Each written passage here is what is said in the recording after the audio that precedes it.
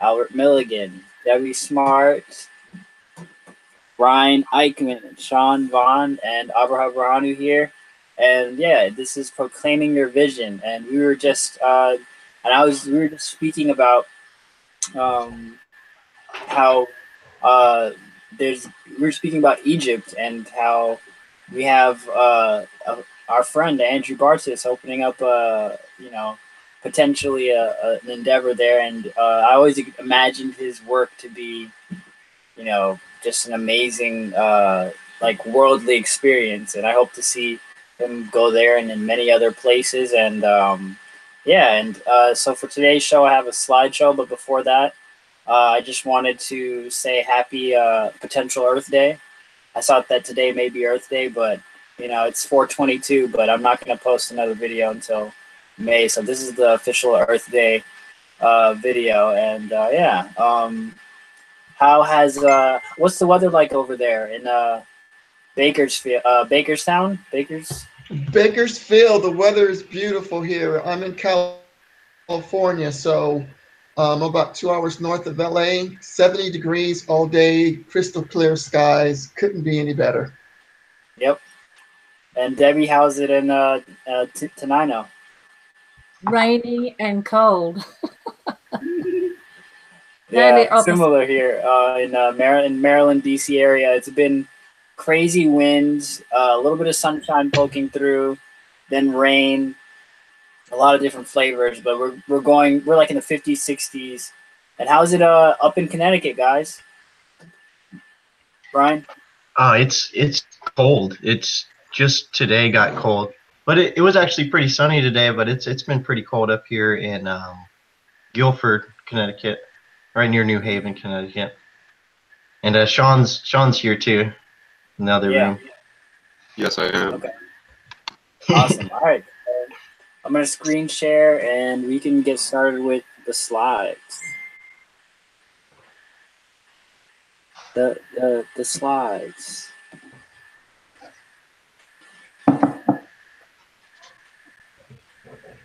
So Proclaiming Your Vision, the first concept that I wanted to, the first joining of words that I wanted to share is high definition presence. And I use that color purposefully because I feel like I wanted to just accentuate it, because we talk about presence, but when I came up with the joining of high definition and presence, it really kind of created a deepening experience for me, where it was the difference from practicing meditation or practicing acceptance practices or awareness practices, and then just being out and then seeing that in motion, like just being in a very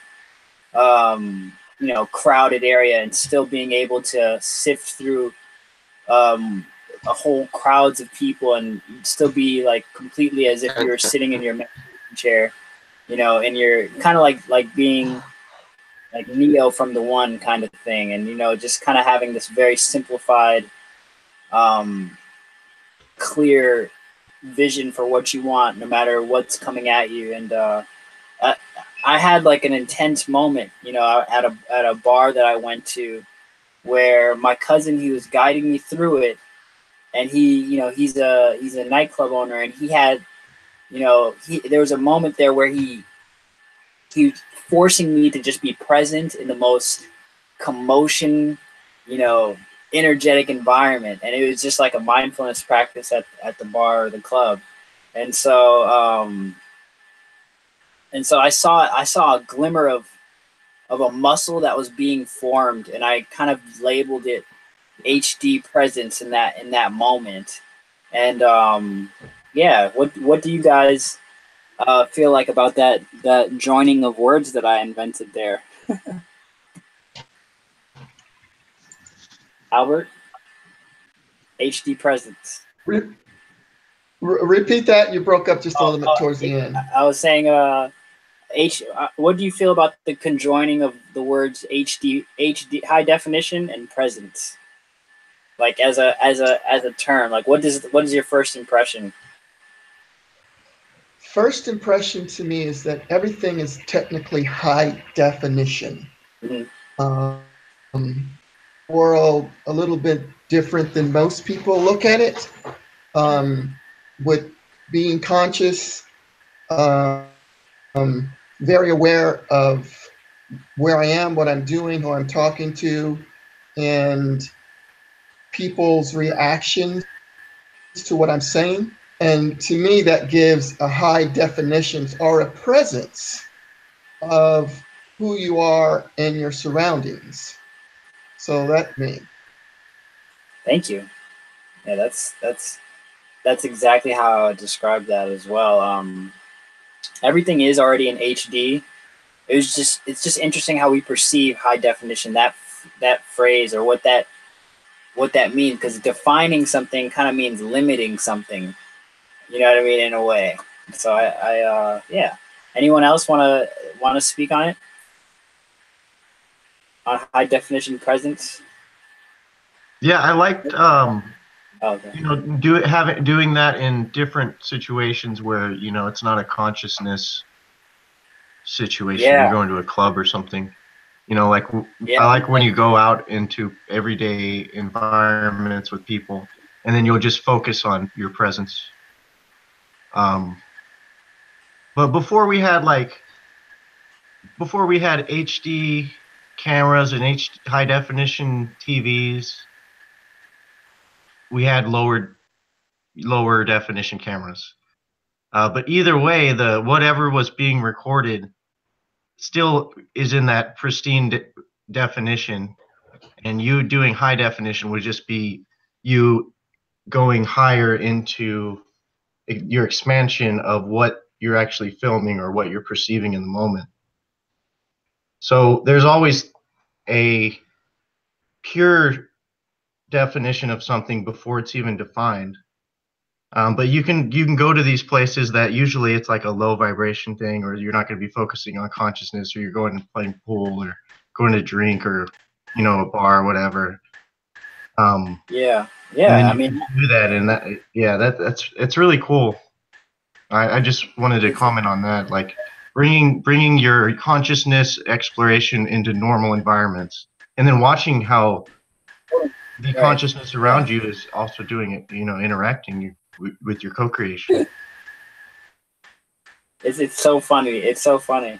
So Sean, I want you to comment on this like reflection that I have, that I had like while I was experiencing that particular experience where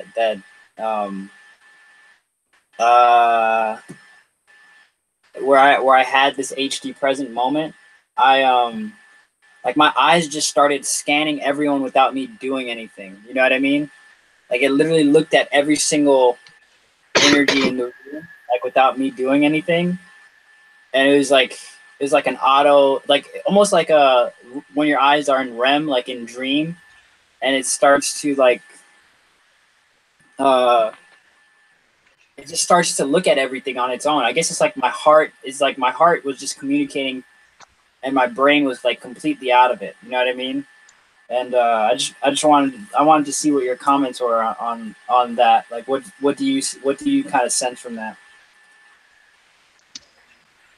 That's something that I've been delving into in the different amplifications and suppressants that are in the body for experiential bodies of sensing organs, of experience of different types of energy bandwidth that are perceivable by the human body, and relay information that's translated in the sense that we have, and that can be picked up in the extrasensory amplifications of different, you know, sensing equipment, and like HD vision, where you're getting huge visualizations at the extreme, like with huge lucid dreaming and astral experiences, and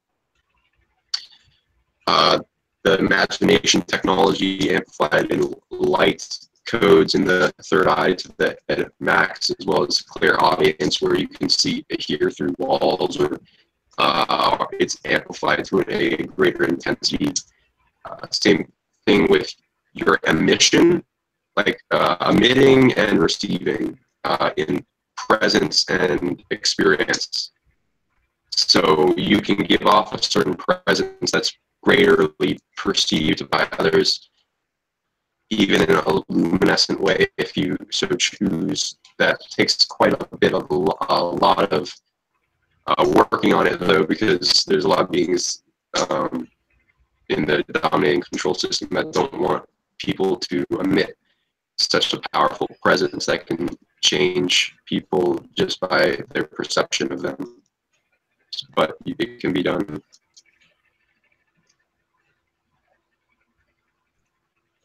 Does that make sense? The very, If you very can high describe definition. yeah, if you can describe, if you can expand on that more, I would like that. But we can move on to the next slide if it's up to you. I don't. You know, if anyone else got a comment on it, that's fine. Yeah.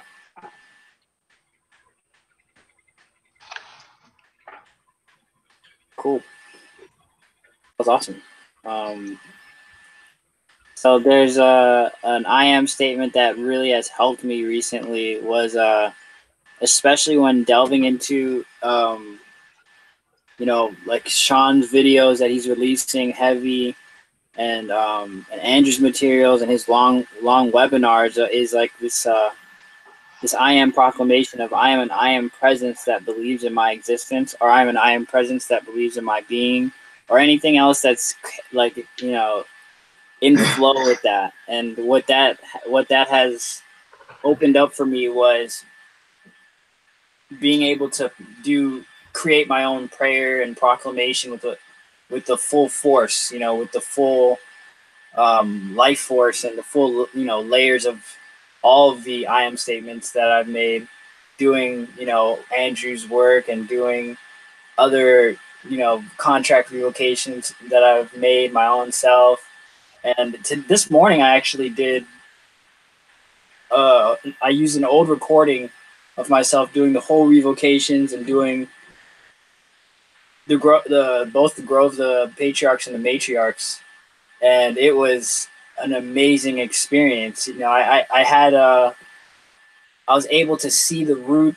I was able to visualize the roots, and I was able to visualize all the aspects of it. And one of the I am statements that I wrote down in my notes after I did the meditation was, from the Grove of the Patriarchs, is I'm embodying the very source of the masculine energy Earth Mother wants to create on our surface.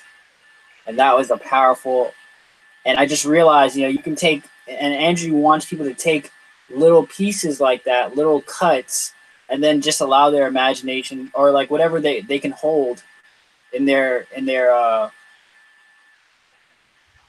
current mind frame that's very light, like something like that. Or for me that was very light, just saying I'm embodying the very source of the masculine energy Earth Mother wants to create on our surface. I've never heard these types of concepts conjoined. So just seeing that and seeing words like HD presence, or I am presence that believes in my existence, just seeing that, and that is simple and to the point, to where I know that I can create a noticeable shift and still be very light and still be and feel very good about everything. And is there anything anyone else has to say about it or want to share? Yeah, I'd like to share something. Yeah. Just recently when I was away in Florida, and after living in the countryside like I am, and it's usually very quiet, going to Florida and to some of the bigger places there, I noticed, the inundation of a whole lot of the energies from other people and stuff. When you walk into say a shopping mall, and it's all sort of fragmented, and then I realized that I got to a point where I just got myself centered and talk about the I am presence, because all of a sudden I just started reflecting back on something that had happened that previous night, that I had an experience. And all of a sudden I just allowed myself to become centered, and like talk about the high definition of the I am presence became very clear, and everything else around me started to fade out. And I realized that if you can hold your own presence, the I am presence, wherever you are, you don't have to be inundated with all this fragmented energy, but you can sort of hold it at bay and still be at peace with it. So that was just, something that I experienced just recently, and wonderful. Yeah, exactly. Yeah, Exactly. That's beautiful. Anything you got, Ryne? I know this is I'd like to see what you On the may I am, have. Yeah. on being in the I am presence. Yeah. Like how maybe it's a foundational aspect of our reality that already exists, whether we're conscious of the I am presence or not. Either way, what are you speaking about? I mean, you're speaking about an I am presence in the if you just want to have a big, far away view of that question that I asked, what are you speaking of? You're speaking of something that exists or is a presence that's just sending out this solid that you're seeing right here as a hand, because it is. So it's purely an I am hand, or the 0 point function of presence has an I am awareness to it. So bringing the I am who's aware that they are the I am, and aware of all their true potential that they can actually step into and actualize as being that I am presence doing this right now. I am speaking online. So I'm going to have that I am already here, and realizing anyone who's listening in the future, anyone who's listening right now will be listening to this I am now. And I'm going to go ahead and say this next word. You see how much power you can get when you bring it back to that seat. And then I could say like contract revocations of, I am now deciding to nourish myself. I'm going to send myself this light sound of emanation of this word to be empowered with how much I really love myself. All those hard times I've been through, all the victories I've been through, waiting. I am the apex. I'm the accumulation of all those moments that I can just name and trail off and go on any tangent, whatever. I am the apex of that. And that's what the I am that I am is on the apex. So that's why you stand and you'll declare that. And then you declare in your reality what you want, or what high definition experience you want to experience. If you want to turn it to 1080p, or if you want to go to 4K, or if you want to have this experience as something else, like an old black and white experience of, I don't know. I'm just playing with the words. But you get my point of, or our point of the I am presence. Articulated perfectly, yes. Really well articulated. I mean, that's almost where language stops. That's like the edge of language right there, almost. Like where you say like, I am presence that believes in it, in its own existence. It's like there's not much, it's all feeling after that. And then what I feel is a great time to use that statement is when, if there's religious programming that you're trying to overcome, Sean, what do you have anything you want to share? Sure, I could talk about hours of time technology. It simply goes back to the understanding of being one with source, and the voice, and the commands, I am presence commands for the body, for initiating programs that are lasting and infallible, and stick to the source first.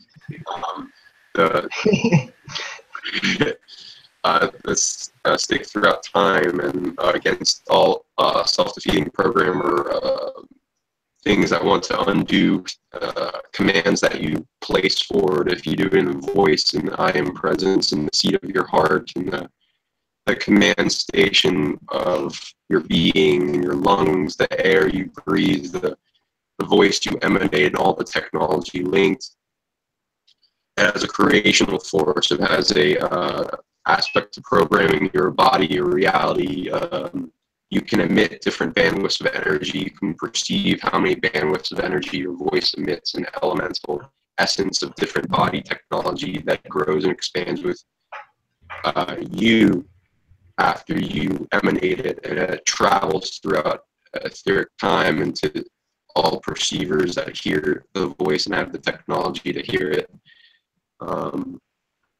The cells and the fiber of your being, light language goes into this in a greater linguistic way of genetics for functioning in this reality bubble. It leads into many things and is a necessary part for somebody that wants to navigate and have steering power over their reality bubble with their voice. And I am presence for all senses, really, not just voice, but it's said mostly in our understanding in the voice. Yeah, and there's lots of technology that can amplify it, ways it can be subverted or blocked from the individual, and they'll have to just like pick away at it, whatever the blockage is, with their voice and their usage of it, and any doubt programs that are keeping them from a greater connection with source in their bravado and heart space and activation of the I am presence and the greater upkeep involved in maintaining it, as well as your own sovereignty and the sovereignty of those aspects of yourself. Yeah, I like the steering power, bro. I need steering power. I need the power steering on this. Albert, what's going on, man? I am powerful in the sense of once you understand that you are an aspect of creation itself, experiencing its own mind of its own creation, where individuals get lost in their experiences in order to find who they are again. And that's when you become more powerful in your understanding by being lost and finding yourself again and knowing that you are part of source, that you have the ability working with the laws that you've created within this reality to experience whatever you choose to experience. There really is no limitations other than the limitations that you've placed on yourself. We've all experienced programs from the time we're born to the time potentially that we die. There's these existing programs that are running that keeps you from discovering yourself. And those who begin to discover themselves, I call it they go through doorways. And that you go through is another sense of discovery where once you go through it, you can never go back because there's nothing to go back to. So whatever you proclaim it to be and how far you want to take it in the amount of time that you're in this reality determines a life of joy and happiness opposed to sorrow and sadness, because you create what you speak. The power of your voice, the power of your mind, the power of who you are, it's self-directed. No government, no military, no one truly can force within you, because you have the ability to command nature and the elements. And that's why governments, to a certain degree, in place to keep you further from yourself. But I believe that we're all getting to the point now where we're under that those things that held us back were an illusion. they controlled our mind, that they're no longer in control anymore because we are control of ourselves. And that's a form of I am, of knowing who you are. A big part of it. Love that. Love that. Yeah. And yeah, I mean, it's back to, we're just getting back to, like, on that point that you said, I mean, us controlling the elements and us gaining, it's not us gaining a superpower. This is just the bare minimum of an existence as a consciousness. You know what I mean? This is just like it's just like a facilitator so that we could be of more service to the planet, of more service to more beings, and give at a higher level. It's not like it's like how they try to portray like superheroes, Aquaman, stuff like that. It's not like all. I don't think it's exactly like that. At least in that portrayal. And so I really love the points that you guys had on there. Let's move on to the next slide here. We're sliding.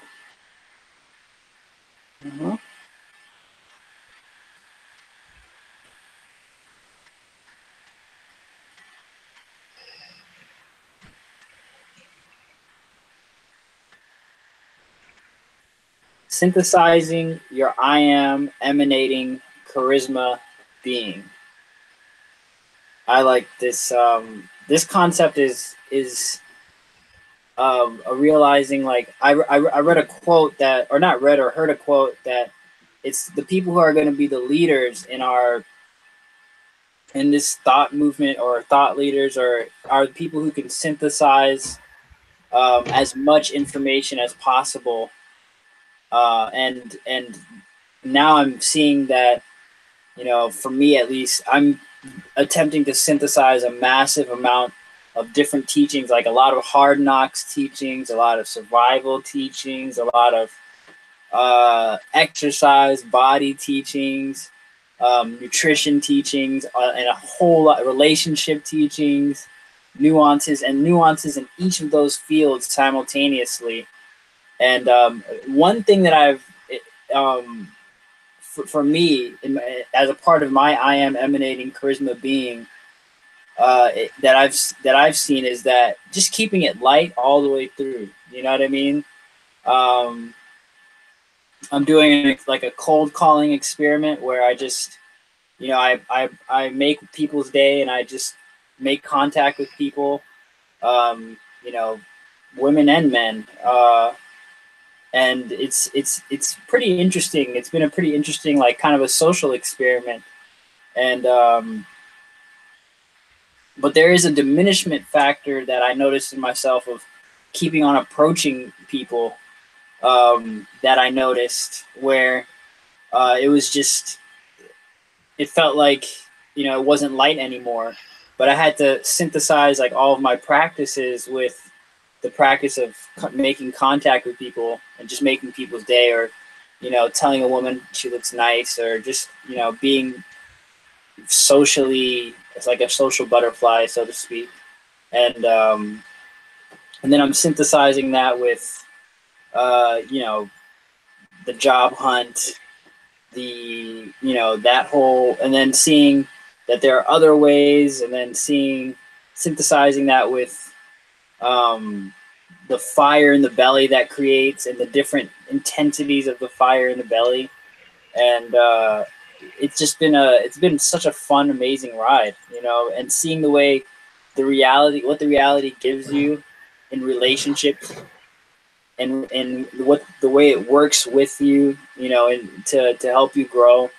And I've been working with, like, vision boards, and so, like, I'll use, like, personal growth books and mix it with, like, a Zen koan. So like in every personal growth book, there's cringy questions, and I'll just take that cringy question, and even in some of Andrew's teachings, there are some super cringy questions. You know what I mean?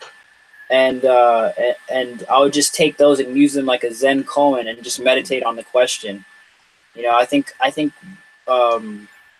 that helps my consciousness to just begin to synthesize it, because when you ask a question, and you start vibrating, you start beginning to attempt to vibrate the answer, and attract the answer to you. And it's amazing when you find questions from people like Andrew or other great people that are in practice, that are like Andrew, that are just practicing what they reflect on in their shows and on a public format like this one. So does anybody have anything on synthesizing your I am emanating charisma being? And this what I can say about this in a nutshell is that it's the lightness that Andrew has that makes people addicted to his shows. It's like his lightness and his way of just going about the show. And I feel like that element there is it's dying in our generations. You know what I mean? It's, in a sense, it's not like, it was more present like in the older days, like, but in like the present days with technology, there's not as much charisma and lightness to things anymore. In fact, it's to the point where I'm seeing that younger women are going for older men, but like way older men, like 60 and 70, and it's because they have this lightness, this charisma, this emanation, and I think it has to do in part with the smartphone technology, to always being entertained and not having a chance to just sit and be with yourself and think about how you're gonna create your next style, or how you're gonna be your just emanate yourself, the true nature of yourself, as a reflection of nature, or as a reflection of your most purest distilled version of yourself, which I think phones kind of distract us away from, obviously, but it's a double-edged sword, and I feel like it's both. But it's that lightness that's dying in our, I feel like, or is very sparse and not as much there in our world. Now it's a very critical thing, that it's why I listen to Andrew so much. It's like the core of why I listen to so much of Andrew's materials, because of the lightness that he has, the way he can just look at somebody and talk to them like a brother, like just like a like that, like the cool version of that family member that knew that you knew that they could help you. He's like the cool version of that family member, you know what I mean? And then there's no shame and blame, and it's charismatic. There's usually a laugh or two in there. And what do you guys have anything? Does anyone have anything they want to share on that? Yeah, there's a shitload of laughs. There's a bunch of laughs. In his work. Yeah, it's just because of authenticity is not, like, in this age, it's not as, it is a dying thing, but it's also our job to make it real again. Authenticity as a background for whatever your I am is gonna be, because he's an authentic person, and he know, and in his teachings, he has to follow the teachings in order to teach them, and his teachings is of personal joy, and we all, like, people who have personal joy, feel that. He's an authentic person, and and laughter is so key in the universe, and not forcing things, because in this, it's not natural for forced evolution, or to force people. It's always about that lighthearted, being gentle.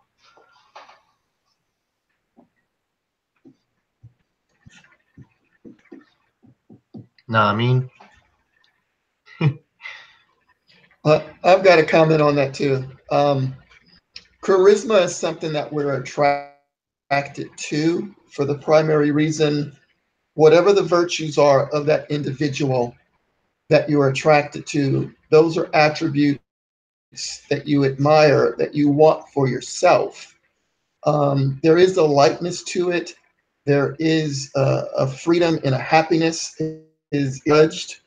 in those situations because you're attracted to someone that usually has wisdom and knowledge and carefree. Feel that you can truly be yourself, meaning that you can be authentic around this individual, just like they're being. Now, there are individuals in our reality that can fake charisma because they can be in wolf clothing in the sense that it's false light, where they attract you into certain situations, and you buy that false light. So I just want to throw out that there is authentic charisma and there is inauthentic charisma. So we have to be careful how we use that term. Yeah, true.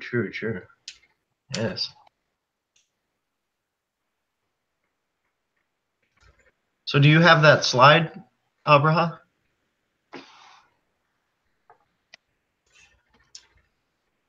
Oh, it's maybe, is he, can everyone else hear?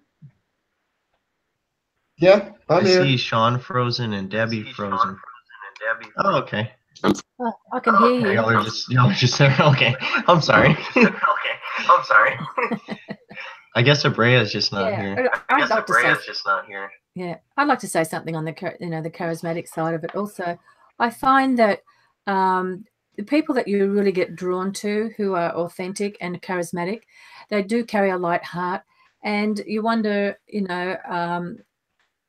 how in your own life, how can you apply that to yourself to be of light heart? And I've always felt that the simplest things and the light can be, you can achieve the greatest things in a light heart. And a lot of people think that achieving enlightenment has to be a struggle, it has to be hard work.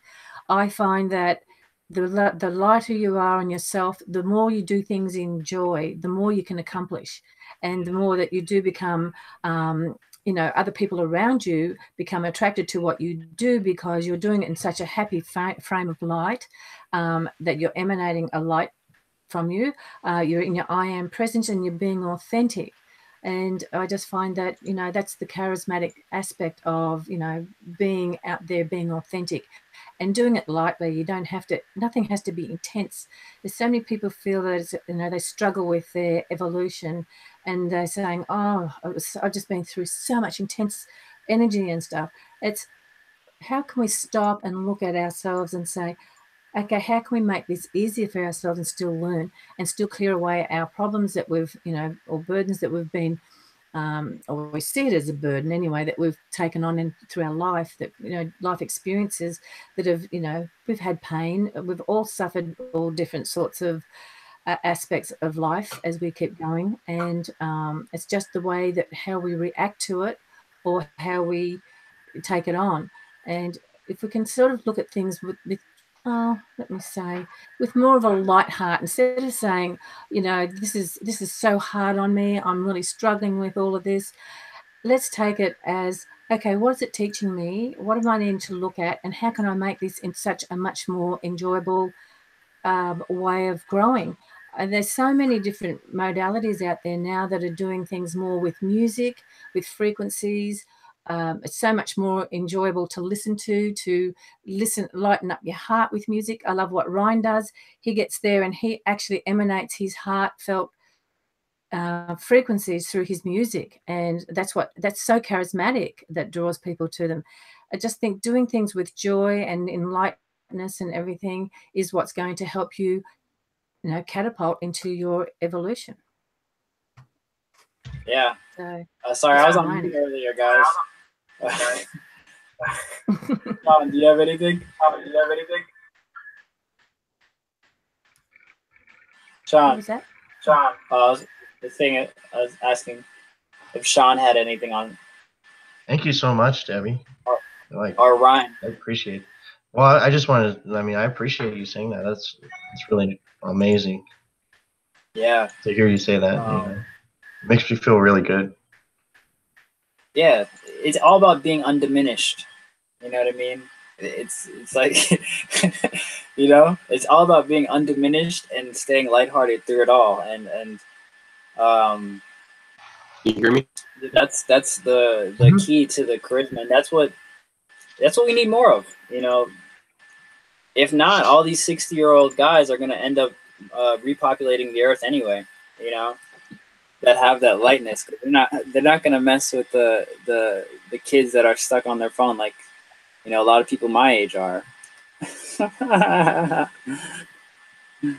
Just Can you hear me? see, that's me. That's me emanating my lightness onto the actual show. Okay. So this is surpassing state threshold. Deepening the foundation. You gotta echo, Sean. Oh, is that Sean's echo? You know, should I mute? Should I mute him? Or Sean? No, Sean's muted. Oh, Sean, did you have anything on this this synthesizing your I am emanating charisma being, bro?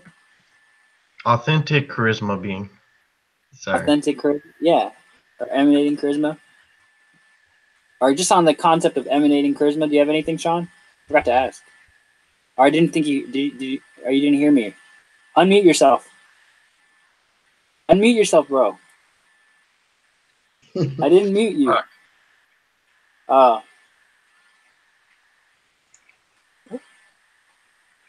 Can you hear me? All right, now, okay. I thought I muted you by accident. Okay, cool. It keeps freezing. Can you hear me okay? Yeah. Yeah. Freezing a little bit. Okay. Charisma as a concept. It seems to be Charisma or the emanating. light a person gives off in biophotonic emissions and codes that are picked up by other biological skins, technologies, and perception, and allow for a positive experience. This can be amplified and create an operating system with it as a shadow self. I recommend targeting the shadow self if you want to get rid of blockages to a person's charisma, because a person with large psychic charisma is able to attract crowds, unite kingdoms, create an army, have large amounts of friends and relationships and positive experiences, attract their soul family quite easily, make people feel good by listening or seeing or perceiving them. It also goes into, again, like the authenticity, which I guess in the way of describing positive and negative true authenticity versus just believing something as true and it not quite be true, but you still believe it authentically, and then the false light into that, which would incorporate placebo belief operating systems and being able to audit that at a greater angle in the body to see what is real and what is not real that you're holding on to, and making a much stronger belief system ladder of achievements that holds up strongly to other reality belief systems that are the program of the day when you're interacting with bubbles of reality. How far does that go? How many different realities do you think? Every single person that creates a bubble of reality around them in conscious perceiver with energy observed creates a chess move as well as a vote for how reality constructs itself and pushes forward. And as an aggregate and quilt of reality bubbles that come together, they're all kind of crashing into each other all the time. And what holds up as the strongest is and relates to what has manifested, what is, and what is actively the authentic reality of the aggregate coming together, which includes what has happened, what's been passed down, and what is actively being created in that. And is how has Sacred Geometry Cities hijacked the concept of charisma? And is there any way, Sean, your mic is like chopping like in and out for some reason? I don't know if it's. Oh, okay. If you could fix it, that'd be badass. I know, I can understand every word. Just, I mean, because I listen to you talk, and and it's like cutting every word in, but it is cutting out. I don't know if you could fix it, but if not, you could still hear you. I can come in and out after I'm done talking if you want. Okay, cool. Yeah, you can just send me the recording later, and I'll put it up too. Oh yeah, but yeah, they're just actively trying to steal charisma because they can't really make it, so they can create a shield around themselves of falseness that perpetuates a lie of who they exist as opposed to the truth underneath. So the system is actively stealing everything you got, including charisma, if it can, and authority to create new types of charisma for beings that they perceive needed, such as politicians, presidents, world leaders, banks, commercials, programming of all types, really. So that's about it. So I'm gonna re-answer and exit the call. Okay.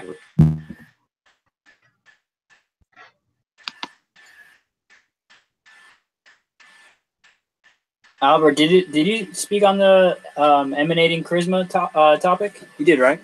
I did, yes. Okay. Yeah, that was amazing. I kind of want to ask Sean a couple more questions on just how would somebody who, I've being from like a Sacred Geometry City, born in DC myself. It's just interesting when the way, like, there's a lot of charismatic people in that, in that grid, but it's definitely like, not being holistically applied. It's like, it's the point where DC has its own language, there's like its own urban ebonic kind of a language that has some charm to it, some heart to it, but it's getting hijacked not only by one city, but like I'm starting to see like a connection between DC and LA, like a huge connection where I'm telepathically getting pinged all the time. Come to California, come to California. And I was wondering why, but it's because the DC charisma is unique. Like I think it's probably the same in all the three powerhouse domination and control cities like Rome and London. You know what I mean? And so I find that you're gonna see people with charisma in these three cities for sure. And it's interesting to see that the way the culture develops and the way these people are emanating a sense of charisma, but they're keeping it within those domes and those cities it's like they're being used as an attractive force to go to bring more energy into the cities. And let's see. Let's go to the next slide, and then we can return back to any slide, or we can go on any topic here. If anyone wants to, inject anything, I'm open to all suggestions. There's no, nothing's completely fixed. And but for this next slide, it's just a couple words here that I prepared. Deepening the foundation of your practice, creating a bigger responsibility can be painful, but that is because the amount of pain you can cause by leaving this unattended is also just as huge. So, if you have what I was really speaking about here is like breakthroughs and how things have to break down, so you have to break through. And an example that I brought forward was just because we and many species live on the earth every day does not entitle us to the way the planet produces the perfect conditions for us to exist. Earth certainly surpasses thresholds every day to keep the planet habitable. And yeah, I just wanted to read that out. I don't think if you guys want to discuss that, we can. But it actually made a lot more sense when I was writing it than when I was saying it now. But yeah, this is the next slide. So, are there victories that are? Have you guys ever had a victory that you couldn't really accept, or unacceptable victory? You know, that's speaking to all the viewers as well, because it can be, there can be some legendary things that happen. You know, even if it's just as you're, especially I notice as you're working towards your purpose or as you're getting an event organized, there is there can be amazing, momentous, you know, feeling and even helping somebody who's on their purpose. You may not be the one that's doing it for yourself all the time, and there's, you know, there's certain victories and little micro victories that are hard to accept. You know, it's just as hard. I find that victories can be just as hard to accept as extreme defeats. And Like what sort of victories are you talking about? any victory, like like, you know, from getting the hottest girl's school number in your school's number to No, that's unacceptable. that is No, formidable. like what would be a victory that's unacceptable? Like what's Like a victory that that the individual cannot accept because it's too bright. You know what I mean? You know when a light's shining too bright, but you already had the experience, so you can't say you didn't have it. It's kind of like the light, the amount of light in that victory that you had was so bright it blinds you, and so therefore it's like, how am I supposed to be able to accept that? You know, I consider this a real a serious issue. You know, like, I have many friends, people that I see that I consider legendary, but I guess the thing is, once you've already reached such a legendary place, an even harder challenge comes in. So if you don't accept the victory that you had, and you're just witnessing the harder challenge, it can be kind of a depressing expression of evolution, because you didn't accept your previous victory. So you're trying to bootstrap your way from that previous victory to an even better victory that's even beyond that previous victory that you thought was too amazing to be unacceptable. But the wording here, I wish I could probably write it a little clearer. But the concept is it's like not claiming your victories, but you have victories, you just are unaware of them, like subconscious of, like you're not fully conscious of them. And the reason in my experience is that why this is so important is because it's very, if you don't accept your victory and you have it, and then I noticed that the reality that we're in is the Earth School is challenging us at our highest potentials, at our highest levels. So I find that within myself, there'll be some peaks that I've had where I didn't accept that peak, say like in a meditation, say in my fitness. You know, there's a point at one time where I ran a 40-yard dash in 4.4 seconds with a parachute on. And the reason why the parachute actually made me faster is because it gave me more traction to use my extremely overly strong legs. And I you know, I have to, when I work out now, I kind of have to realize that that's a pretty legendary stat, and I have to kind of, you know, understand that my next goal would be after that, you know, and it's hard for me to accept that I basically ran I'm probably one of the fastest people in the world. You know what I mean? You know what I mean? Could I touch upon that topic? Could I touch Yes. upon what you're saying? Yes.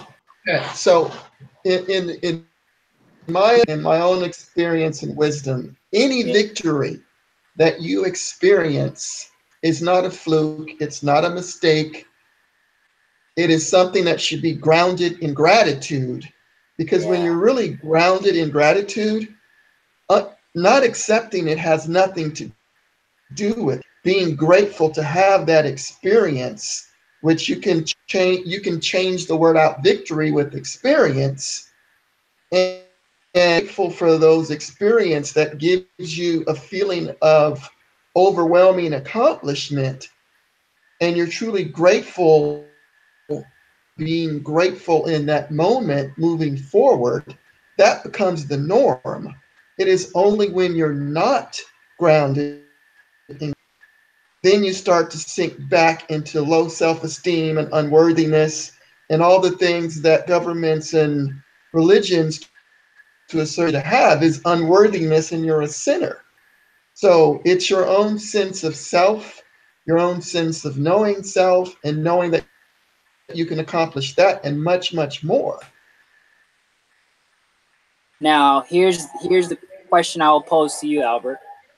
When you achieve your dream, when you achieve your wildest dreams, and you know that you have to create, or you have to move on to the next level of that, is there a peak? Okay, rephrase it. No, rephrase it.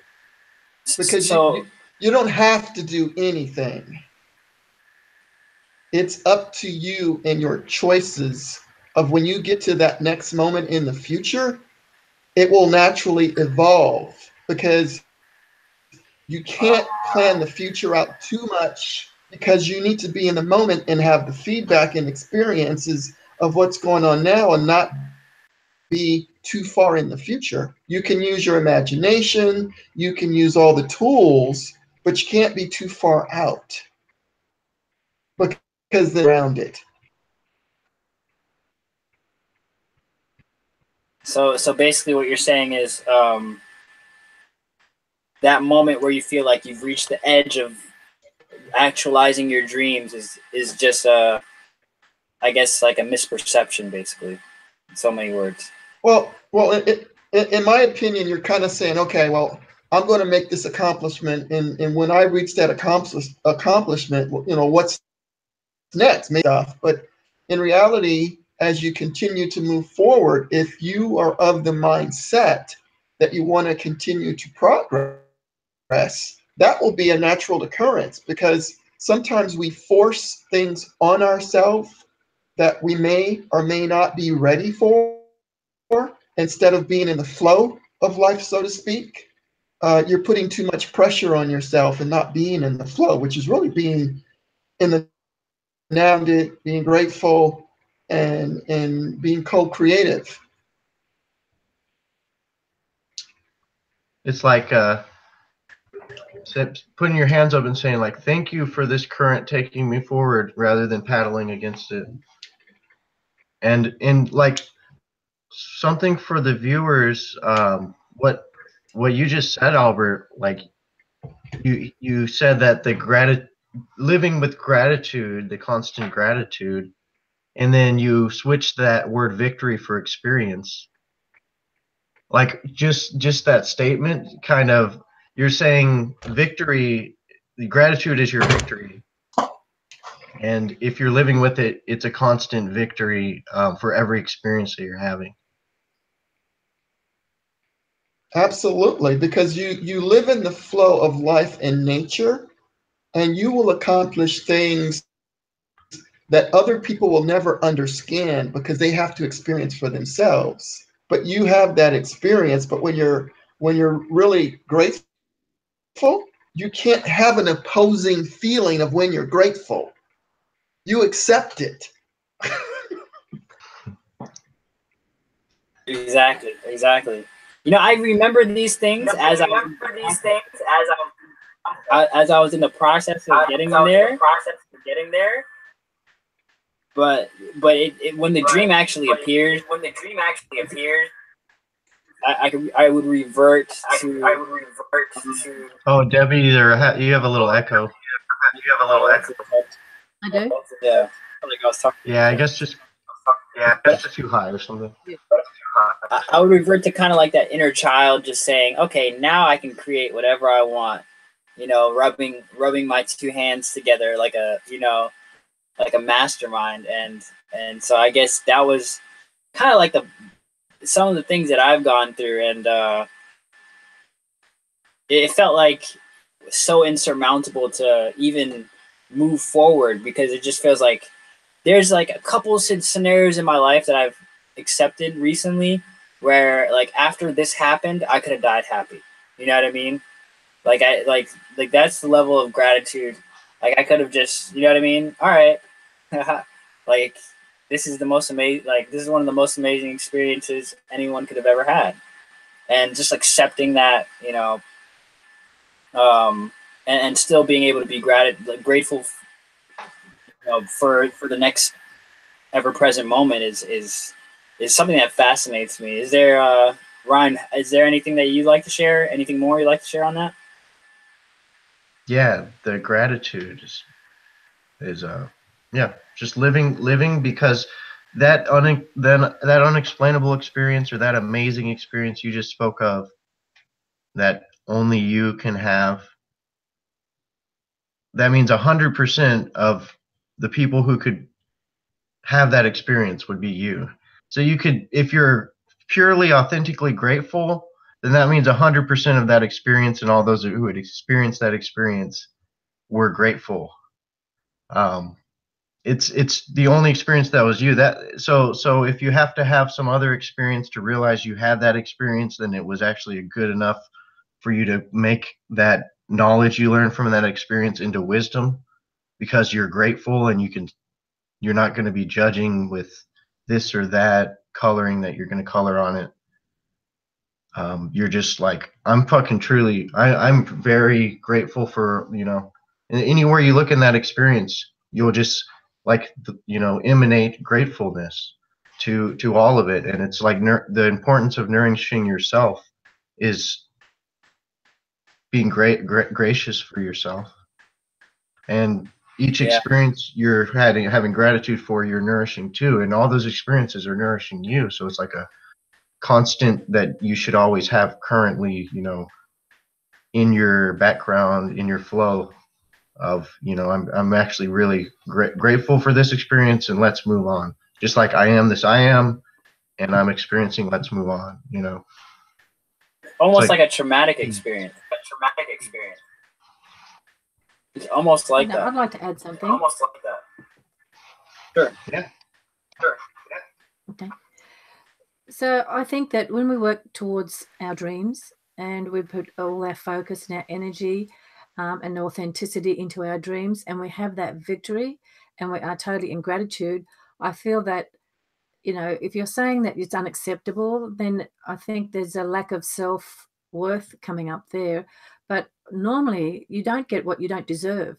So I think when you're working really hard in consciousness and focusing on your dreams and working towards those, and you have that victory, it's a wonderful blessing that you've actually created.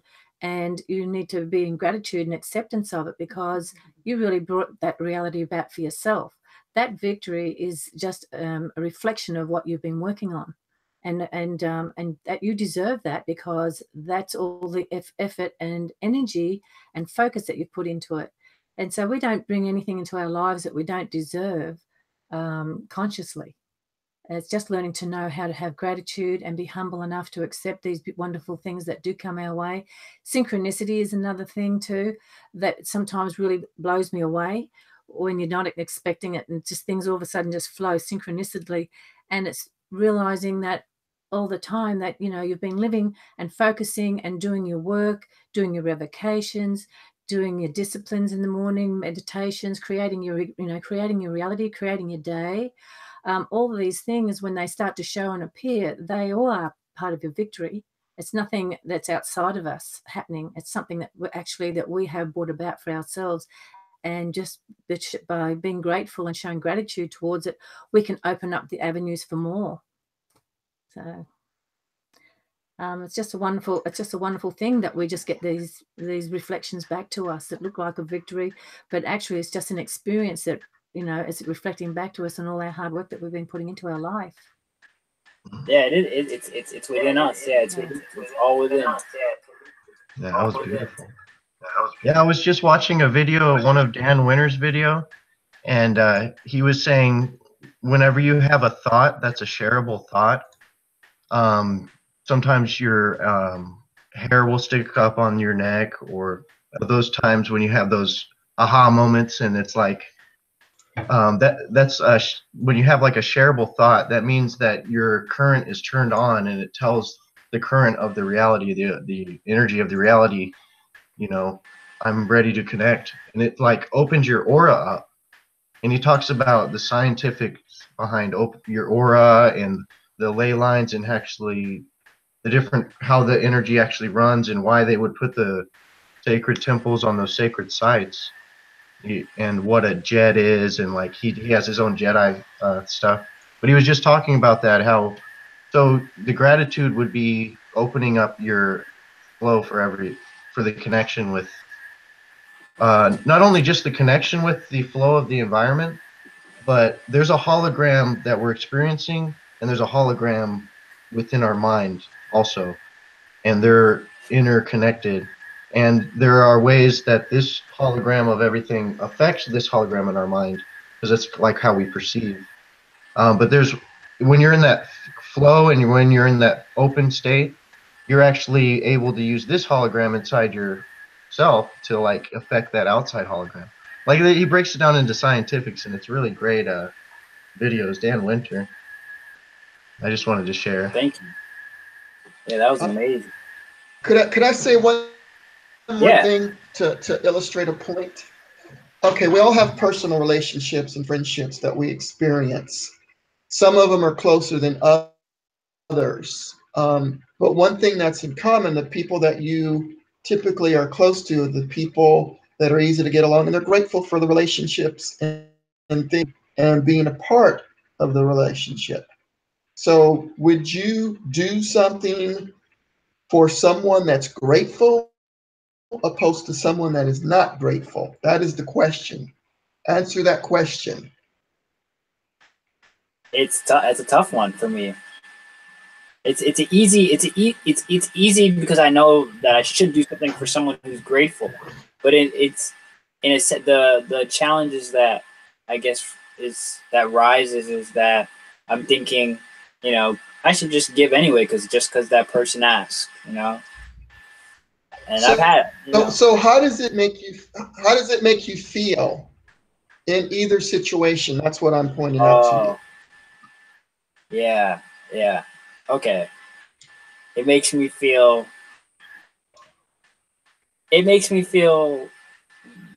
icky when I give someone who's ungrateful a ride to the metro, or it makes me feel, you know, as if I enhanced my life when I give someone who is grateful a ride, you know?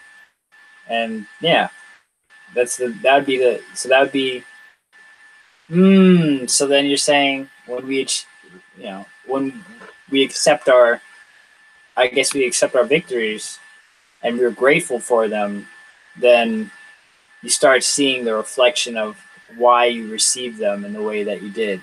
And that speed, that essential foundational speed of the experience, the good experience that you attracted through your gratitude, underlying all of that is what I'm picking up here. Like the underlying speed in which you attracted it through your gratitude, in the sense of somebody who's grateful who asked for a ride versus someone who's ungrateful who asked for a ride, and the way the energies transpire. At least in my experiences, I've actually being in that situation. Sean, do you have anything on this topic? I know you've had some amazing victories, my friend. Well, touching on the point previously, like equal energy exchange and perception and value for an interaction. If it's valued by a person, then you see the change it makes in their life. If it's not valued, then it's thrown away or not seen as valuable to them. and that we can kind of like adjust how much of an impact we make in the world based on that perception. This phrase is cut like, don't throw pearls before swine or something. And I guess that has some truth, but there's also a balance with being okay with giving something of value to somebody that doesn't value it as much, as long as you emanate your heart space truth and try not to step on their journey and do yourself your own honor emanation. Exactly. Yeah, I've had a couple times where I couldn't turn it off, quote unquote. Like I was actually on a date yesterday, and I couldn't turn it off. But I just, I laughed at myself, and she understood enough, and you just gotta kind of trust enough that you attract the people that will understand enough, so where it's not a too much of a stepping on someone's journey. It's just like a moment where they may miss a point, but they're not gonna feel like you stepped on their journey. Cool. Is there anything else is there any other point that anyone had? Like, is there any specific victory that anyone had that they want to share where it's like, this is so amazing that I could this is my life, I could die right here. Has anyone had those a specific one that that they can share, like in their process of accepting it and how they accepted it? Or are we all agreeing on gratitude is the attitude? Could I share something else on? Yeah. Like, it's a victory. It's whatever. Well, I gave $20 to a homeless guy once when I was just on the street, and I went to a stoplight, and he was just asked, had a sign or something. And I gave him $20, and like his eyes like lit up. And another time, I gave my brother $20, just because he's my brother, Or I tried to offer $20 to someone who had a lot of money, and they took it as some sort of polarized view. Like, value is like we're always in an energy exchange, and it's kind of like if you're giving to someone who's it's like the debt mentality of lack or debt or void of heart connection, or it'd be really void of gratitude, is you can go ahead and do the exchanges and do something for the person who's not going to be gratitude. You're not going to have gratitude for it. They're just going to, not be thankful. And you could feel bad or good, whatever. And then you could do the same thing for someone who's very grateful, and it like changes them, and they remind you how much it changes them and how much they appreciated it. And you're going to actually get energy back, most likely, because they're sending that, oh, wow. Or they're sending healing, saying how much they appreciated you. And the other person who's not gratitude, I mean, you could take that still as you were gracious to offer through both of those scenarios, to giving it to either person. But if you're giving it to someone in gratitude, you could even use that momentum of you already having your inner gratitude for the experience of giving it to them. And then they have a gratitude for the experience of receiving. And then you use that momentum so that y'all two are working as a whole, uplifting everything. It's just like the science, how being gratitude will be open to the whole. And then you can co-create with the whole, closing yourself off to a lower state, polarity, duality, believing false light. That's not going to be having the momentum of the gracious, very thankful for this I am experience momentum that you have when you're bringing your awareness to that. That was a mouthful. That But was thank you. amazing, though. Yeah. So, the next slide I have here is when you're at that, I guess at this ideal state of realization, and you just feel that, and I feel like your cup is overflowing, and that's where you can give your prayers and give your peaks of energy that you're generating, and that high quality customized expression of yourself to the world, so that they can do the same thing in their own expression. And and even if it's really cup overflowing, you're still balancing the energy to go where it's supposed to go, or to where it can rebalance, order, or resolve, where you spend that precious attention unit. So I feel like the energy that you feel when you're at that, dream is actualized, your units of attention in that moment are extremely precious. And so, not like anything, not to bring any shame anything in there, but I feel like just to bring a little of awareness to that attentional unit. It's probably, this is experimental. This is all experimental, and I feel like a lot of the concepts like HD presence and everything here are just something I've never seen before. But I feel like if this resonates with you, then or if you have, there's probably other psychologists who speak on this in a different way. But this is just from my own introspection, my own meditations, my own reflections. And you use those precious attentional units of when you have reached a progressive state, or you've progressed on your journey in a very obvious way that that you've intentionally created something to create pillars in yourself to architect your higher frequency. So I guess like the Grove of the Patriarchs is a version of this. Grove of the Matriarchs is a version of this. The Peacemaker's Lodge is a version of this, which I've been really actually having. I had a waking daydream where it kind of looked like Albert, if you want to talk about your trip to Egypt, it kind of looked like a like one of the libraries of Alexandria, or something like the Peacemaker's Lodge that Andrew unveiled. Did you get a chance to go to that library?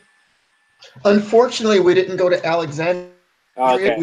We were in Upper and Lower Egypt. Yeah. In fact, I was talking about next time I go, I do want to go to Alexandria because I've heard so, and wanted to see if there were still ruins left from the library that had supposedly burnt at the time. One thing I can say that was really impactful about this trip to Egypt this time, because it's my second time going, is the sense of how important nature is. We have a perception how things were, but that perception is really skewed because the language is different. The translations of how things were has gotten twisted. Even the name, Egypt was not called Egypt, it was called Kemet. And then the conquerors that came along from the Greeks to the Romans to the Persians, they list to what was ancient Kemet, which it was more spiritual. They may have depicted gods and goddesses, hieroglyphics, but they had much more deeper meaning that we may not truly understand to this very day.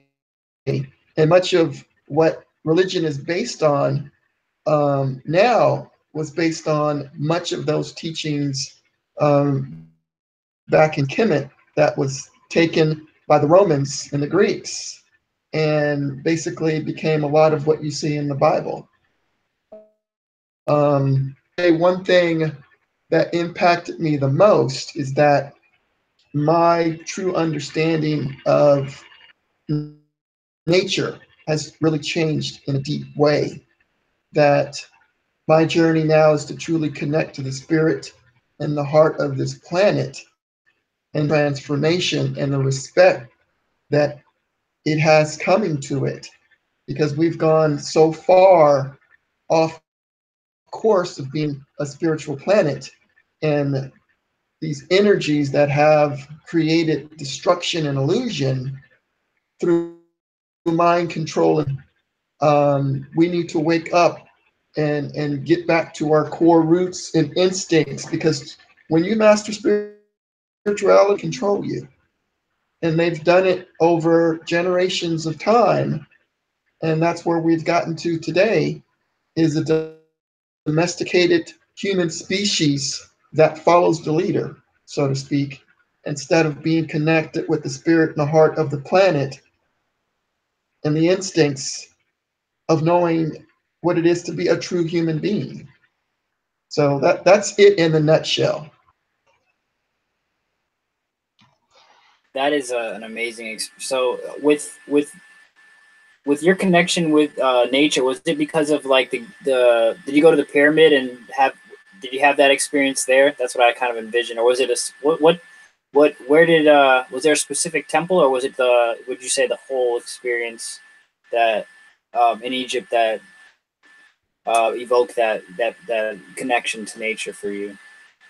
I would say it's all of it, because when you go in these temples and these palaces and these different locations and you see these hieroglyphs, whether we know it or not, I feel that they still affect much deeper level subconsciously, where we can look at it and not know what it says, but on a much deeper level, the meaning behind what was on those words, or on the pictographs is the best way to put it.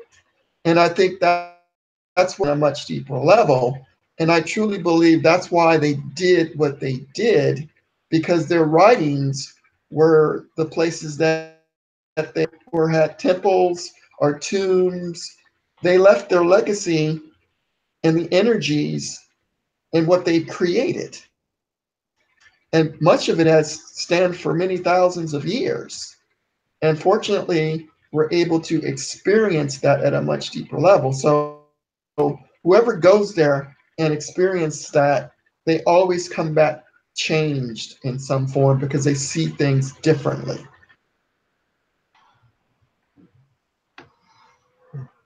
Yeah, I'm so happy for you, brother. That sounds like an amazing experience. So there's a little bit of a lag or What, Debbie? feedback, or just I just had something. Yeah. I'm not sure who's that coming from. I just went to. Is it? Okay, cool. Is it coming from me? Okay, cool. Okay.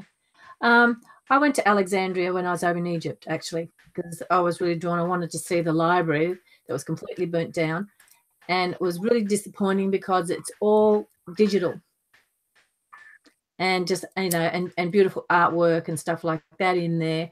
But right nearby where the library is some ruins, and there's a whole lot of catacombs that you can go down into. But there's no sign or energy of that library. It was completely destroyed, and I was, you know, and it's so modernized and digital that it just takes away that whole feeling of, you know, what I thought I was going to expect to experience. So, but going to all the tombs and to the temples and everything, like Albert said, there is something deeper than what's written on the walls. It's really multidimensional, and the energies and what you're tuning into opens up a whole different aspect of understanding. And it changed my husband forever, because he was never really interested in that aspect of spirituality, especially with the Egyptians and you know, that whole reign, I suppose. But when he came back, he just could not get enough. He bought every book under the sun. He checked up everything and started to realize that Egypt is a lot older than what the scientists think. It goes back millions of years. There's so much more to that place than what really is being taught. And like Albert said, you know, they have tour guides that go through there, and they'll read out some of the writings and the inscriptions on the wall, but it's just so much more than that. You know, you just really can't explain it. It's a feeling and it's an experience. So Albert, would you say that their technology of writing those pictographs on the wall in that sacred temple is still in effect? Like, and you can use that technology whenever you go in there, you kind of are able to tap into it, or it affects you already? Oh, most definitely. And I truly believe that's why they did what they did. They were really much more advanced. I believe that the human species is back more advanced than we are now. We may think that we're advanced technologically, but spiritually we de-evolved.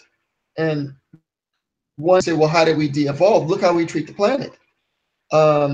If you've got petrochemical that is being spilt everywhere, you've got plastic everywhere, you're killing animals that are in their natural habitat for whatever reasons, we de-evolved as a spiritual humanity, because back then you can tell that they honored nature. They honored the forces of nature, the elements and the realms and the dimension and how everything truly worked. So Yeah, it seems like that we they get knew back about to. they knew about that sort of technology of the natural um, other realms kind of technology or energy from the non-physical, because they seem to have tapped into just something that we all lost touch, or the system is here to make sure and enforce people don't go into that connection, but people are losing in touch with it. My lights are just flashing on and off. Too much frequency. Yeah. I think that yeah, having technology like harmonized with nature is something that that's one of my dreams. To invent you know innovative methods that can go into a body of water and purify at least something. I don't. It doesn't have to be everything, but purify one element. And that's one of my dreams. Now I really have to actually see what grounded steps I can take.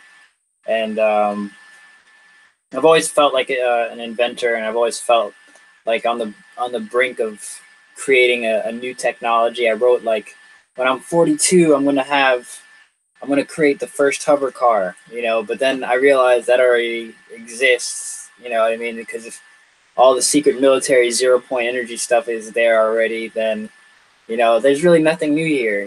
That's what we discover, and that's it goes right back to Egypt. It always goes right back to Egypt because there's nothing new, and you just realize I just want to create my own artistic expression that nourishes my my yearning for that, you know, water purifier that is super cool to use, like a little like an underwater drone that you could use like a video game and like purify and pick up plastics and things like that, which I think is pretty in range of what do we have available to us in technology, like an underwater drone that does that. Um, yeah. Anybody else? Sean, what's going on, bro? What's going on with you? So I was talking about like attentional units in the last slide. So this last slide, I was talking about how what do you perceive is different between like what would you perceive as different between an attentional unit, like a personal attentional unit that you have when you see a dream being actualized? Like let's say like I'm watching a piece of technology clear up the Mediterranean Sea or save, the biodiversity of the Chilean waters or something like that happen. And then I'm feeling that feeling of that accomplishment. And then I'm focusing on, and then I'm realizing, oh, this is an amazing vibration that I'm on. What if I use this attentional unit to focus it on like Syria or something like that? So like Syria can be and just even focusing on it with that type of attentional unit. And what, like, is that different from me just being, you know, just sitting on the couch one day after watching, you know, a funny show and then just being like cereal, as opposed to being after like just seeing an invention that, you know, you thought of that purifies waters and seeing it do that. Does that make sense a little bit? Like the intensity of your creative ability versus just chilling and then just thinking about something. Like, what would you say? Like how does that affect the unseen and in terms of how you're using that attentional unit? Well, oftentimes when inventors make an invention, they'll find out that somebody across the planet is in thinking about it around the same time as them, the collective consciousness. 100th monkey effect goes into that. And you're going into creating technology that goes into purification of water. There's many different factors that you could use, such as electricity, frequency, or even the understanding of the water molecule and how it reacts to other stimuli. You could even go into psionics, because psionics, there's a whole branch devoted towards purification of water. There's like whole awarenesses on how to purify water, program in. Remember when you programmed the pool? What'd you say? At the event, you programmed the pool and you totally purified the entire. Yeah, totally. You know, we did a show, and on that, I called it like letting it rip on 3 different layers: layer 1, layer 2, and layer 3. And Sean, you peed in the pool, Sean? Yeah. To bless it? What'd you do? No. It's not a chakra, Sean. No, just kidding. You get out of here with your sass. Anyway, yeah, I use frequency emanations to program water. There's many different types of motions. Program water. Water, a great mystery. We'll go into that and like science and how like they can reproduce the same frequencies humans emit and then pump it out with a frequency generator at crude oil, and then it separates from the water at a way greater pace. You can do this in many different spectrums. You can do this even multidimensionally at a greater density, so that you're purifying all densities of each water molecule as it has a world inside of it, as a collective consciousness of elementals. It has whole things going inside it. Some of the ocean's water has more drama than people will understand in each little water molecule. And so like the greater degree of amplitude is needed in entering those macrocosmic games to help purify water. Water is naturally trying to purify itself all the time, but there's a lot of stimuli that wants to hold it back from that. So the shadow of each water molecule needs to be examined to see what is the holdups for it to do what it naturally wants to do because of its own consciousness, its own energy emission, its aura, and empowerment of its natural system to do that, such as changing from one state of water to another, the weather patterns, and even usage of like the 4th state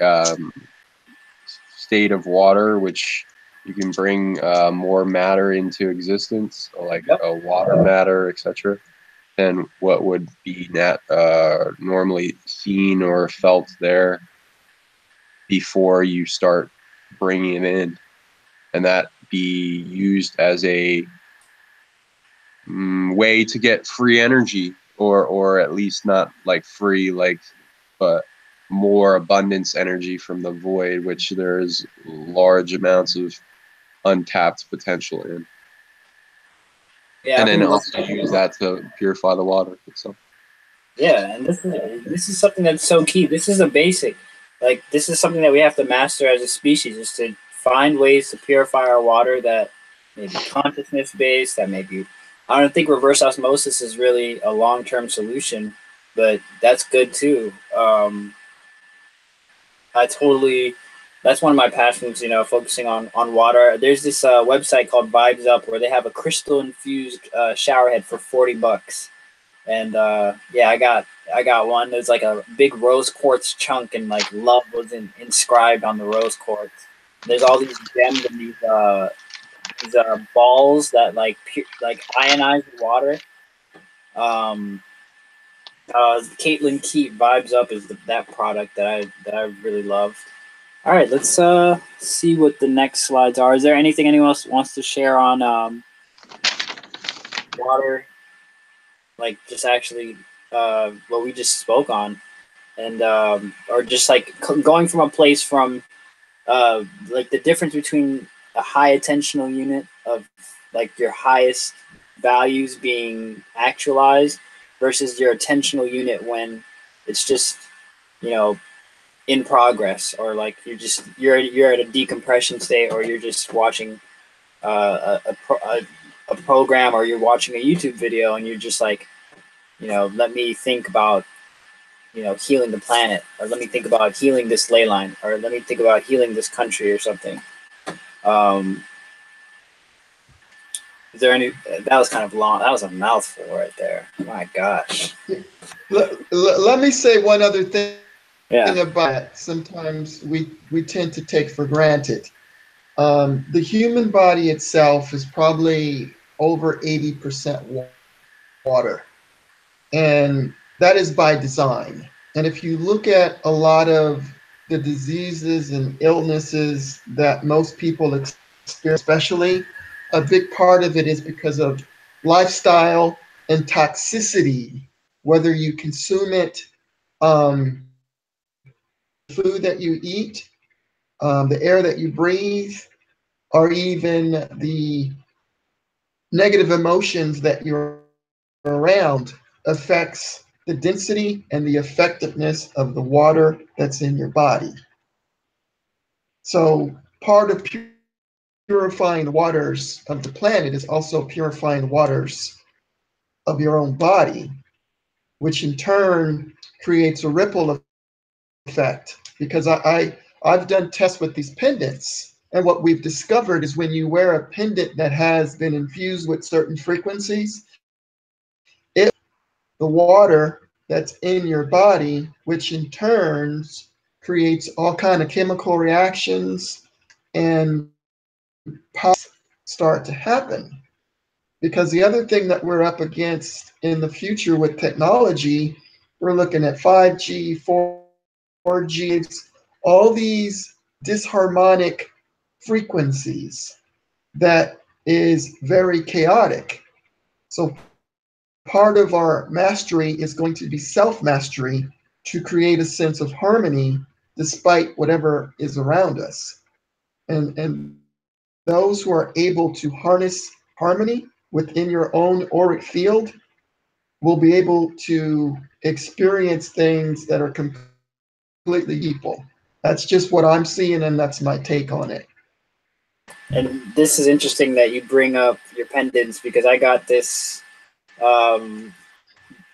infused with sea frequencies and whale dolphins frequencies on Albert's site, quantumstones.com, which is where you can find his work. And this is the Galactic Historian pendant that Albert is collabing with Andrew on, and I have to give you a huge shout out. This has helped me immensely on my journey. It's been the exact support that I've needed. I felt it like instantly when I made the purchase online, and one of my other friends felt it as well. Kind of felt that through the camera. Yeah.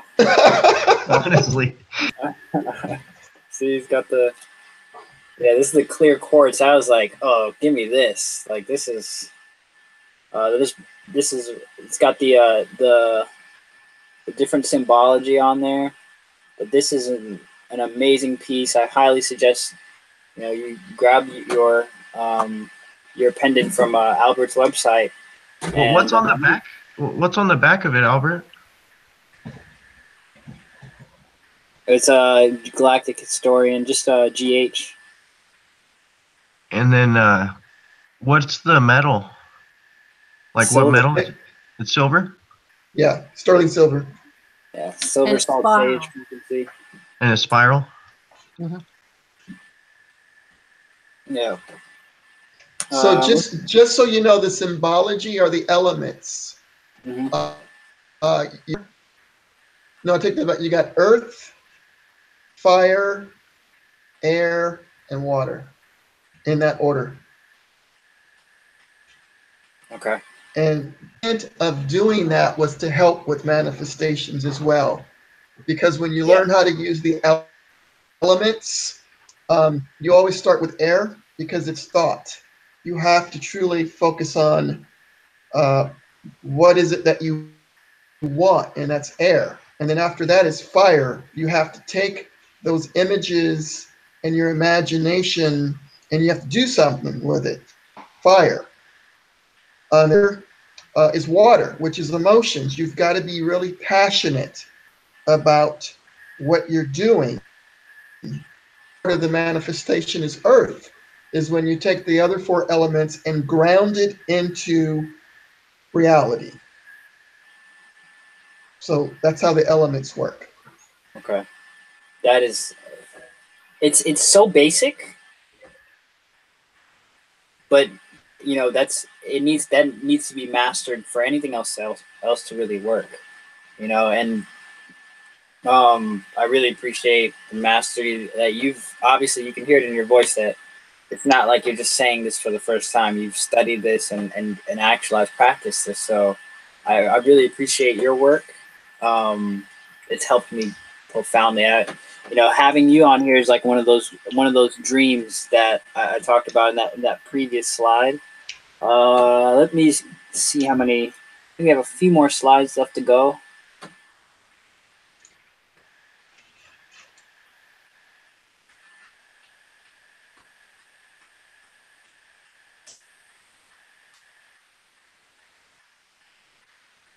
Oh, just one more slide.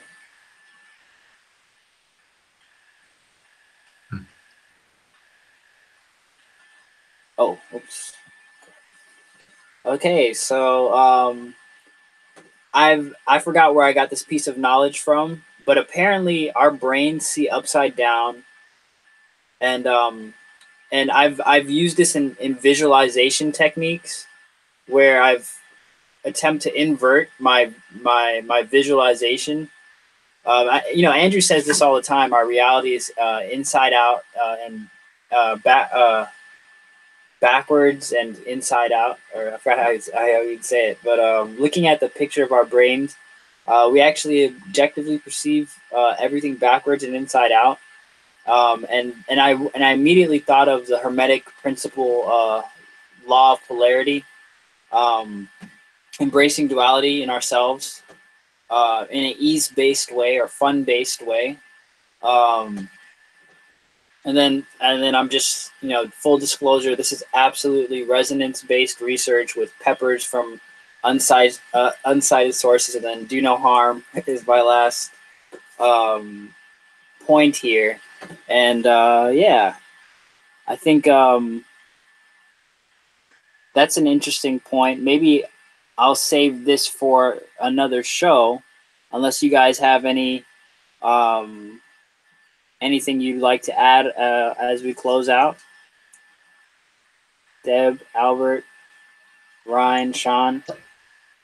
I have one thing. Yeah. You know me, I'm gonna always have something. About Egypt, like I said, they were really grounded in spirituality. And one practice that I've been doing since I've got back, which if you guys go on the internet and look up the ideals of Ma'at, which Ma'at is spelled M-A-A-T. And Ma'at was of justice, of law, and of spiritual way of being. And there's 42 ideals or principles. That these principles, you will have a much better life. And some people feel that the Ten Commandments, because you can look at it and see that 10 of those came from the teachings of Ma'at. And then the other thing that's really interesting, our justice system here. And if you look at the blind goddess with the scare unbalanced, and that goes back to the principles that she represents Ma'at, that is blindfolded to true justice, and the scales are unbalanced. So I have a mentor named Mahat. She gave me my first organite sale, actually. She supported me like when I was in a really bindy kind of a place, and she you know, but she also taught me how to she taught me a lot about the Kemetic traditions, and Ma'at is kind of no joke. You know, it's a super, you know,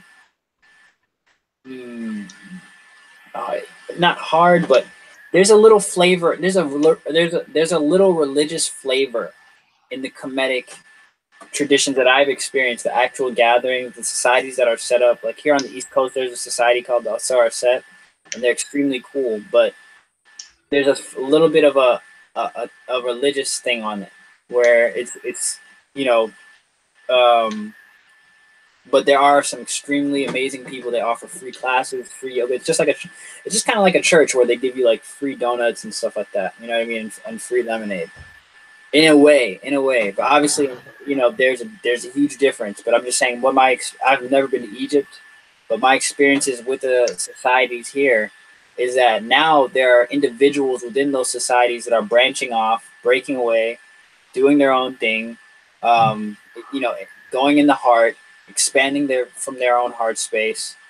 But it's interesting how when, you know, it was being brought here in the 80s heavy, with different, you know, kind of zealot teachers out there, now people are beginning to balance themselves and actually come into their own expression that is not zealotry and is just, you know, their personal growth process here. And that's my view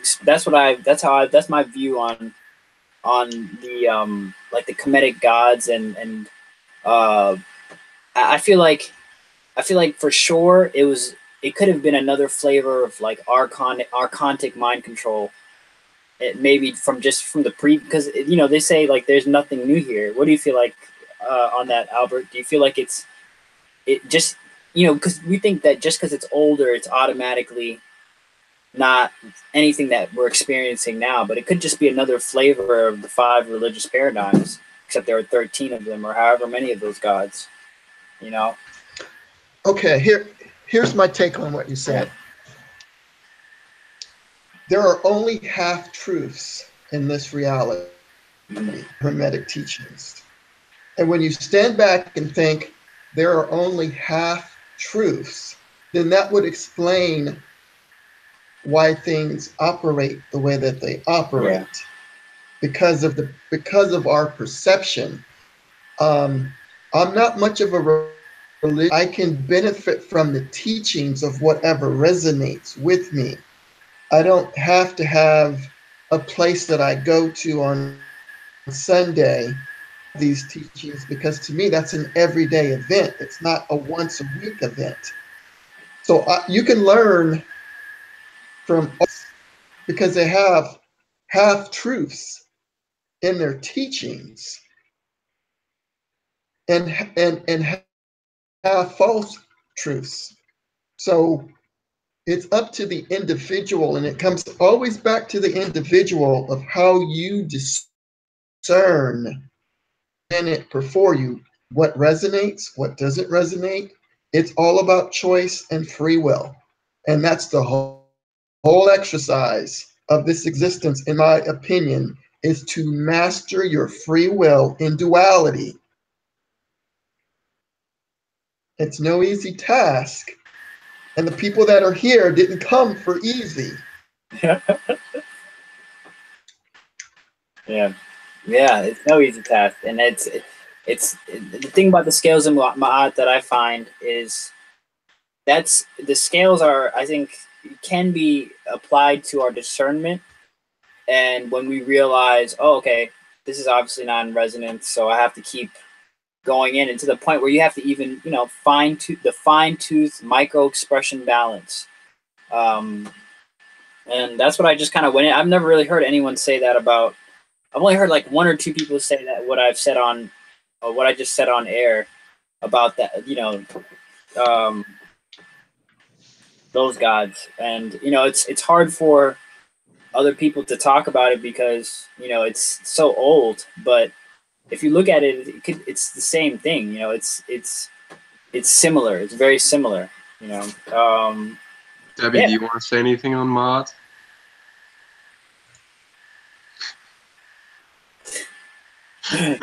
You muted. I heard you though. I heard you. You said no. Yeah. So David, What do you? know Yeah. more about my art than I do.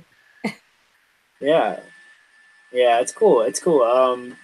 Who is your aunt? Are you talking to me? Are you talking to me? No, who is your aunt? Your aunt?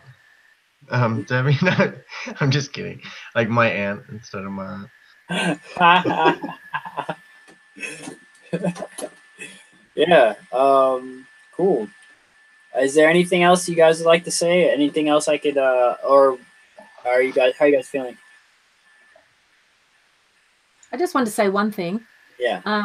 When we're all talking about water and the effects of how we can actually imprint on water, and Albert was also saying that our brain is 80% water. So also what we speak and what we think is going to also put an impression and can affect the way that our brain flows and affect the way our thoughts are and affects our reality, because everything that we think is what we create. And so just to be aware of that, our brain, because we're going to discuss that next time round, is 80% water and the effects of that. That's it. Yeah. Like our thoughts are like resonating or sending out those vibrations of whatever we're perceiving as those thoughts. And our relation to those thoughts is programming the body too. Because you can have thoughts, but your relation is just like you have control over that thought and you're not going to have it affect your whole reality. So it probably doesn't affect your water in your body as much. But when you do take that focus up, you can target the specific water sacs in your body, or, you know, like doing pericardium heart meditation, doing liver, focusing on it. And whenever you go into those meditative states, when you just open up to, Yeah. See, and then you can program that crystalline substance. Yeah. Pretty badass technology we're living in the skin suits, you know? Way more badass than we even know, because we're just activating. You know what I mean? Yeah, that's definitely a dance worthy way to, you know, express it. I feel like I did the math, right, guys, and to get 3 organic meals from Whole Foods for a family of 9 for 10 years is $2.3 million. And that math that I did there really made me feel like, okay, what's the basic? I need to purify my water, and I probably need to have a farm, or I probably need to be friends with Debbie so that she could let me have her farm. and that's the age that we're living in. I feel like we have to definitely purify our water so that we can grow our own food, because nobody can. I mean, it's cool if you can spend $2.3 million for your family at Whole Foods for real food, for just regular normal food. I mean, obviously, there might be other local markets, but it's just the fact that a corporation that like that can charge that much for locally grown food already is kind of, you know, odd that that can actually happen without people. We don't know who the local farmers are. We're going to Whole Foods instead of You know what I mean? Not knowing where they're buying it from, and that's, you know, and that's, to me, that's kind of one of those things where I feel like if our water was pure and everybody was drinking and showering in pure water, um, we wouldn't skip that minor detail of the fact that Whole Foods is charging a premium for the people that are in your backyard growing pieces of grass, and you know what I mean, and selling it to you at a premium.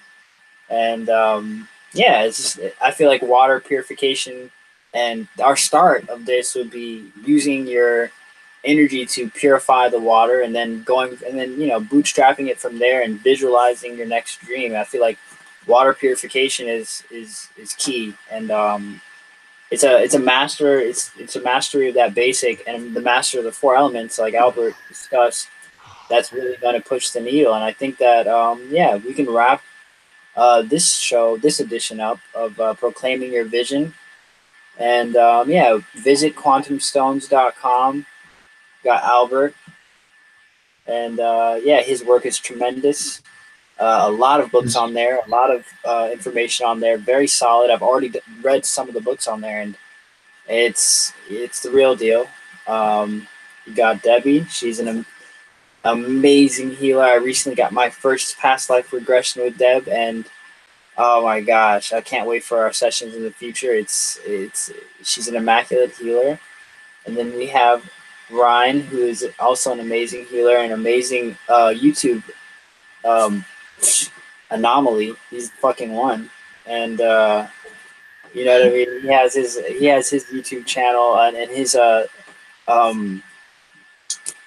Great Dreamtime Awakening. yeah. What was the series that we did? We did Present Moment Conversation. Emanating Sovereignty, Present Moment Conversations. Yeah, and then we're creating something under Great Dreamtime Awakening.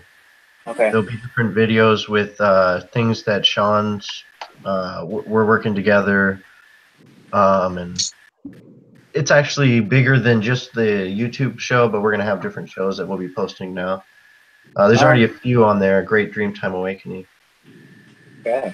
Yeah, that's on YouTube. Yeah, that's a channel. Great Dreamtime Awakening. Oh, sweet. So Debbie, you offer past life regressions like at distance? Yeah, I do them on Skype, and they're very, very successful. There's no, like my thought is that there's no time and space, no difference. And I just get people to, I give them an email, or they can check on my website as to how to prepare for a session, and especially with Skype. But, you know, I do get one-on-ones here locally, but majority of my clients now are on Skype. Okay. How can people like contact you if they're interested in getting a session with you? They can go to my website, which is innerdimensionhypnotherapy.net. So it's innerdimensionhypnotherapy.net. That's my website. And there's a part on the bottom of my website there that they can email me directly. Awesome. If they don't want to go to my website, they can also email me to debsmart, SMARTT, @live.com. Awesome. And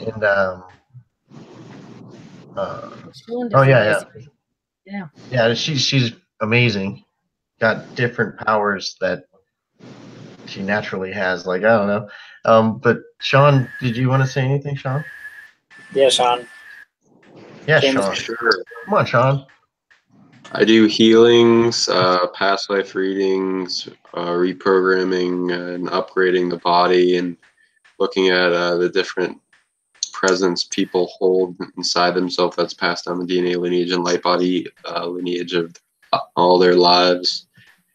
You can reach me at info@silvercord.com, info@silvercordss.com, at silvercordss.com, and you can reach my assistants. That's the fastest way to get a hold of me, and also on Facebook. And we have a YouTube, Silvercord Spiritual Science, and there's lots of free videos up for there if you want to see us. And we'll be collaborating more with these fine, lovely people here. Yeah. And yeah, hopefully more of these shows.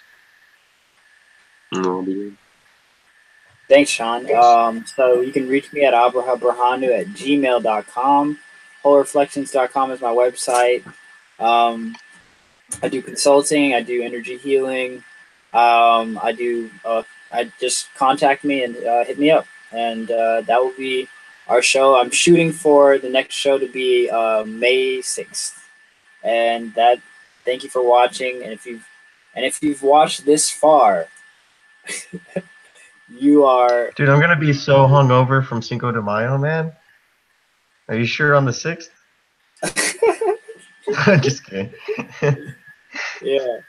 Maybe I was just trying to say I was adding 5 plus 6 plus 11 plus 2018, and that was like it's like 11/11. But I mean, it's still fraud time, so that would be the next shooting date, and let's just get off the air and recap. And thanks guys for watching the show.